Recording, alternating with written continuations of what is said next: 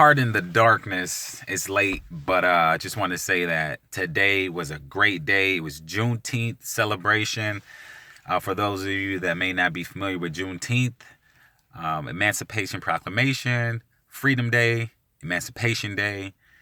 So September 22nd, 1862, that's when Abraham Lincoln signed for the Emancipation Proclamation, which would take effect January 1st, 1863. Now, a lot of states, that had slavery, they didn't really honor that. And eventually they had to honor it and let it be enforced. But one of the last states in the entire nation was Texas. And they just wasn't like, nah, I don't care what the law is. We're not going for it. So General Gordon Granger and 2,000 federal troops had to go down to Galveston, Texas, take possession of the state and enforce emancipation. That was on June 19th, 1865. We're talking almost 3 years later after it was signed by Abraham Lincoln, but it wasn't going to take effect to January 1st, 1863. So about 2.5 years later after it was supposed to take effect. Now, even though, slaves got free, a lot of their livelihoods and day-to-day activities didn't change a whole lot, but it was still just a rejoiceful time. And now that there's a resurgence in popularity with Juneteenth, Emancipation Day, Freedom Day, because once Texas got their freedom, that was the last state, the last place that slavery was still going on in the States. They were celebrating that the following year and every year ever since. It was a celebration of Freedom Day. So now we have about 42 states in the United States and other surrounding territories and of the United States that celebrate Juneteenth. I'm out here in South Dakota, and we had an event here that was phenomenal. Establishing Sustainable Connections, ESC. It's a nonprofit organization here in the community, and they put it on. Shout out to everyone involved: Mark Blackburn, Julian and Inca, Miss Harriet, Denise Tucker, and Terry Liggins, of course, and a few other people. I'm sorry, I'm drawing a blank right now. I'm just super tired, but excited that it was a great day. There was no hiccups. We were supposed to get a thunderstorm, they said, but the rain did not rain on our parade. We had music, we had food, we had games, we had prizes, we had vendors, we had sponsors, we had a bunch of the community showed up. There was inflatable, bouncy castles and food trucks. It was just amazing. Going back to talking about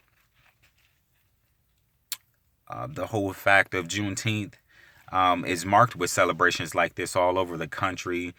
Community get-together, family gatherings, all of this stuff is just, it's nice, to combine it with, a reason to get together, get educated, learn a little bit of history as well. It's a time for reflection, for rejoicing, make assessment, self-improvement, and planning for the future.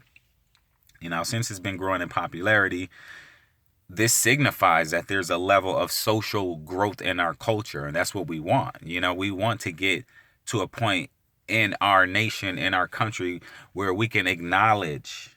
That's what it all comes down to. It's like, because all over the country, we got many different races, all nationalities, all religions joining together to truthfully acknowledge a period in our history that shaped and continues to influence our society today.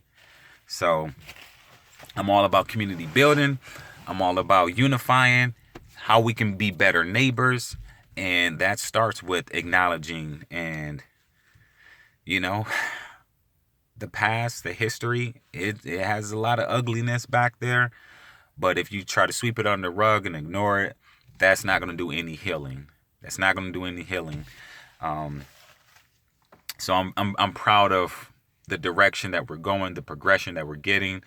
Now there's the hot topic of reparations, what that's going to look like. All of this stuff is this is good. It's moving the needle in the right direction. It's having these conversations, these tough conversations, and fleshing out the details, bringing the experts into these arenas to have these discussions and hammer out the details of what, if there's something like reparations on the table, what that would look like and who would be receiving that. I got ideas on it, but I'm going to school to be an expert in social, research, to be a research scientist, and I got internship. I'm learning these things so I can be an expert in the field. Otherwise, I'm just, having a vague or a broad, general conversation about it, and that's also, I think that's also useful as well. Not to ignore those voices on the sideline, because they might turn over a stone that even the experts are not thinking about. So it's nice to get that feedback, that qualitative data, and it counts. So with all that being said, happy Juneteenth. Thank you to everyone that showed up, that participated, whether you was just in the attendance, or whether you were a vendor, a sponsor, a musician, whatever. If you were there, thank you. And for those that were not there, we look forward to having discussions, because we're going to have discussions about this so the community can get more educated about it.